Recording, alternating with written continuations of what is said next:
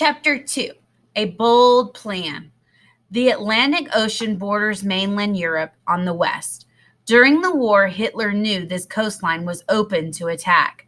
So in 1942, he ordered a line of defenses built on the coast. He called it the Atlantic Wall. It stretched for 2,400 miles along the shoreline. If there was an invasion, Hitler planned to end it on the first day. 250,000 workers, including French prisoners, were forced to build the defenses. They planted 6 million mines. Each was set to explode as soon as an Allied soldier stepped on it.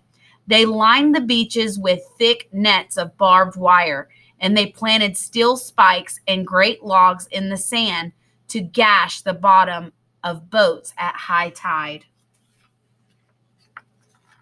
Concrete bunkers and forts of all sizes were built behind the beaches. A network of trenches linked them together. Almost 1,000,000 tons of concrete was poured into the bunkers in 1 month alone.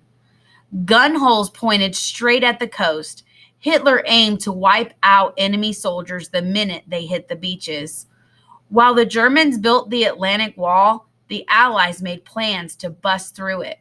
On D-Day, early in 1942, President Roosevelt and Prime Minister Churchill decided to invade in the spring of 1944. They gave them about a year and a half to prepare the attack and train the troops. The next question was where to land. The shortest, easiest route was to Calais, France. It was just 20 miles from Dover, England. But the Germans would expect the Allies to land there. The invasion had to take the Germans by surprise. So the Allies decided to land at the unlikely spot of Normandy, France, 100 miles away. Timing was tricky. The Allies wanted troops to parachute in at night to take the Germans by surprise. The moon had to be full. Otherwise, paratroopers couldn't see well enough in the dark. The boats would land at dawn after stealing across the channel under cover of darkness. The tide had to be low because German obstacles on the coast would tear boats apart at high tide. An American general was put in charge of the invasion. His name was Dwight D. Eisenhower, Ike for short. Ike was a quiet man with a big grin. At West Point, he had been known for playing pranks. Later, however, Ike stood out as a master planner and organizer. He also inspired other soldiers. He merely has to smile at you and you trust him at once, said a British general named Bernard Montgomery. Ike went over the plans for D-Day in late 1943. There wasn't enough wallop, he said. He wanted more of everything, more soldiers, guns, tanks, and planes. Under his orders, the United States began shipping planes, tanks, arms, boats, ships, jeeps, and trucks to England. By D-Day, Americans had given 5 million tons of supplies and equipment. Ike also sent more than 1 million more American soldiers to Britain. They joined all the other Allied troops training there for the Great Invasion. By D-Day, there were 1.7 million Americans, 1 million British and Canadians, and about 300,000 men from other countries in Europe. Training was hard and intense. Paratroopers practiced jumping from planes and marching for 3 days straight. Soldiers practiced firing weapons, climbing cliffs, and crawling under barbed wire while live fire whizzed overhead. Yet, not one soldier knew where or when he would fight. D-Day was kept top secret. I'm going to go back to the 5 beaches at Normandy. On D-Day, the Allies attacked 5 major beaches that stretched for 60 miles down the coast of Normandy, France.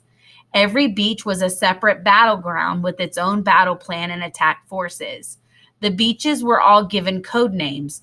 The plan called for British troops to land at Sword and Gold, Canadian troops at Juno, and American troops at Omaha and Utah.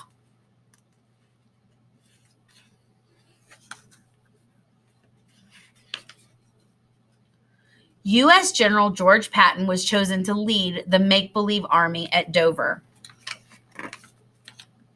Patton was the Allies' most famous general, just the man Hitler expected to head a real attack. The Allies had newspapers run stories with photos of Patton visiting his bogus troops. Radio airwaves broadcast false news about plans set for Calais. German spies picked up the radio messages and relayed them to Hitler. The bluff worked. Hitler sent 200,000 of his best soldiers to Calais to fight an invasion that never came. He didn't leave the Normandy beaches unguarded, but on D-Day, when the Allies landed there, all the Calais troops were 200 miles away from where the real fighting took place.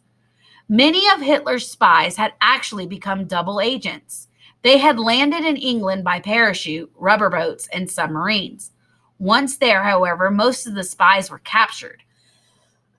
They ended up working for the Allies while still pretending to be on Hitler's side. The spies fed Hitler a steady stream of false information. It was a dangerous setup. If one double agent was found out, Hitler would suspect the whole scheme, but he never did. Double trouble. The Allies' cleverest double agent went by the name Garbo. His real name was Juan Puyol Garcia. He invented a group of 36 spies that fed Hitler secret reports from all over England. Garbo and his spies gave Hitler pieces of real information to gain his trust. Then the Nazis were fed lies. Hitler found the reports so believable that he awarded Garbo his highest Medal of Honor. On D-Day itself, Garbo convinced Hitler that the attack was not the real invasion. "You have to believe me," he said, and Hitler did. A network of spies also worked in France. Tens of thousands of French men and women were in the French resistance. These daring citizens did whatever they could to undermine the Nazis.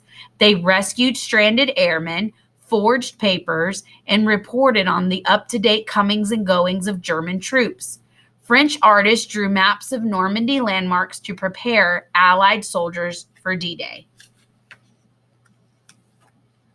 How did the French slip messages into England? One way was by using carrier pigeons. The birds flew 8 hours round trip across the English Channel with messages attached to their claws. The tricks played by the Allies continued right up to the attack. Early on D-Day morning, planes dropped hundreds of paratroopers far from the real battle sites. Although dressed in helmets and uniforms, the paratroopers were dummies. Bombs attached to the dummies burst into flames upon landing. Some real troopers landed near the dummies and added to the effect of a major battle. They lit flares and blared sounds of gunfire over loudspeakers. They sent out chemicals that smelled like exploding shells. German troops fell for it. Hundreds of soldiers raced to the phony attack site in the opposite direction of the real one. The Allies' false reports, fake armies, and misleading radio signals saved countless lives on D-Day and afterward. During an interview after the war, Ike grinned and said, "By God, we really fooled them, didn't we?"